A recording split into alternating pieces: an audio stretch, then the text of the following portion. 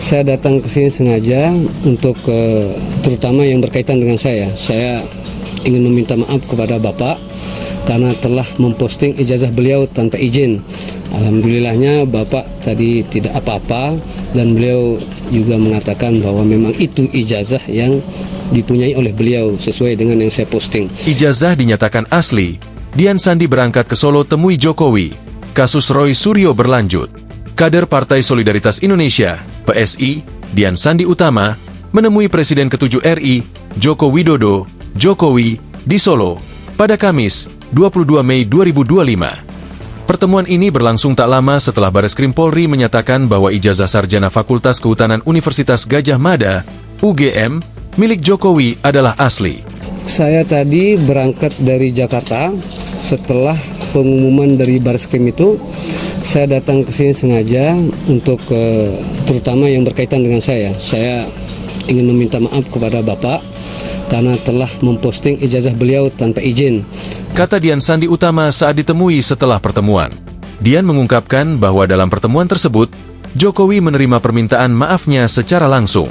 Alhamdulillahnya Bapak tadi tidak apa-apa dan beliau juga mengatakan bahwa memang itu ijazah yang dipunyai oleh beliau sesuai dengan yang saya posting. Jadi kedatangan saya hanya itu saja. Untuk kemudian nanti ya kita tinggal tunggu proses hukum yang akan sedang berjalan akan seperti apa. Semua di luar daripada kapasitas saya untuk menjawab itu ya. Jelasnya, ia pun merasa lega setelah mendapatkan maaf dari Jokowi, terutama karena unggahannya terdahulu tidak dimaksudkan untuk merugikan siapapun. Ya beliau maafkanlah tentu, karena niat saya kan memang tidak pernah untuk mempermalukan beliau kan. Niat saya hanya ingin agar itu terang dan segera selesai agar orang-orang yang memfitnah Bapak ini ya tidak seperti yang kemarin-kemarin itu. Ungkapnya, dengan adanya pernyataan resmi dari Bareskrim, Dian berharap proses hukum yang sedang berjalan terkait unggahan ijazah tersebut segera dihentikan.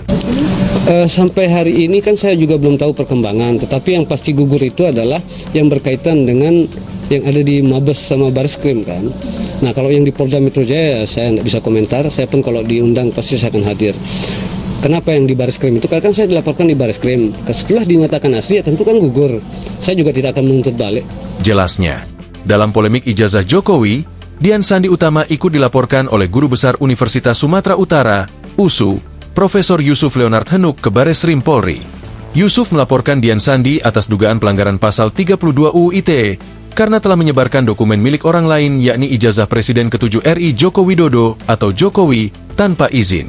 Dian Sandi mengunggah foto ijazah diduga milik Jokowi itu di akun X Dian Sandiu pada 1 April 2025. Unggahan itulah yang kemudian dianalisa dan disebut palsu oleh Roy Suryo CS dan berujung pada pelaporan oleh Jokowi ke Polda Metro Jaya terkait dengan kasus dugaan fitnah. Dirtipidum Bareskrim Polri Brigjen Juhandani Raharjo Puro mengatakan, proses penyelidikan pengaduan Jokowi itu masih terus berjalan. Polda Metro Jaya masih melakukan penyelidikan. Kemudian terkait proses hukum, ya proses hukum adanya laporan di Polda Metro. Tentu saja kami sebagai Satuan Pembina Fungsi Teknis tentu akan berkoordinasi, di mana saat ini masih kita percayakan. Kami juga tidak pernah intervensi ataupun seperti apa. Di Polda Metro masih dalam proses penyelidikan, ucap Juhandani.